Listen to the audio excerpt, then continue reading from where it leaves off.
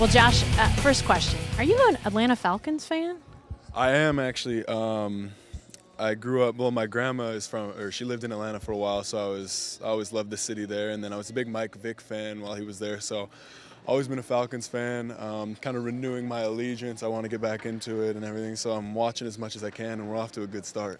I was going to say you have to be walking pretty tall after they beat those guys down south of here yesterday. Oh man, that was great. I was worried. I was worried going into half. That wasn't looking good, but I mean, you know, we've got a really talented team, so I'm excited. I think we can go real far. So, bigger fan of the Falcons or of the Grizzlies back home in Montana? Oh man, I'm gonna have to go Grizzlies, just because I mean I grew up watching them, and I've got friends that play for the team and everything like that. So I just, you know, I love U of M. So last year, everybody knows you were playing across the street with the Blue. You're in town with the D-League team. These guys are across the street now. Obviously, you're part of the Thunder roster. What was that like, being so close to the big team, but obviously you knew that the whole year you were going to be in the D-League? Honestly, it was motivational.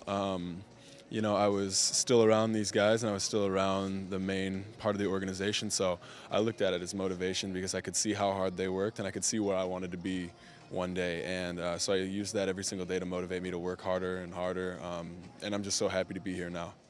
Did you see it as a chance to work out alongside those guys too? I mean, not all D-League teams are in the same situation geographically as you were.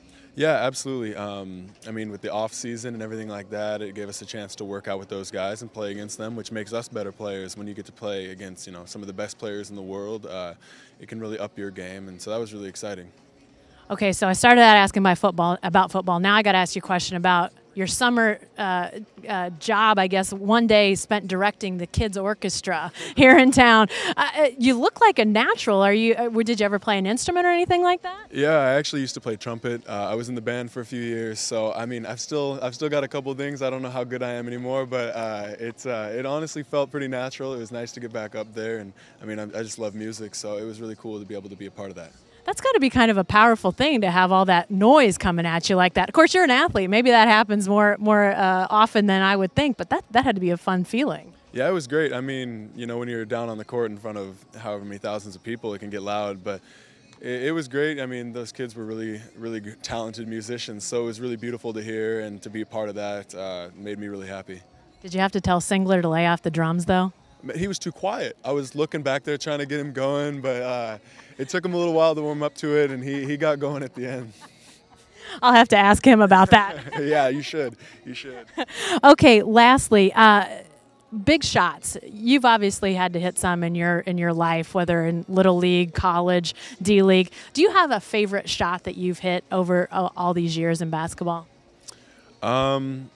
Honestly, my favorite is probably like a putback dunk to put us up near the end of a game, something that I think is powerful, not only because it puts you in the lead and it can help win the game, but just kind of it sends a message too. I think it's demoralizing to the opponent, so those are always my favorite.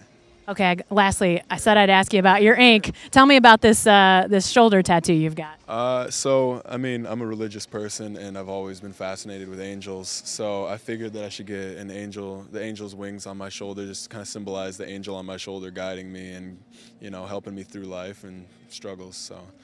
When did you get it? I got it this summer. I think it must have been June. Yeah. Painful? Actually, this one wasn't too bad. No, not the worst. No, there's definitely worse spots to get it.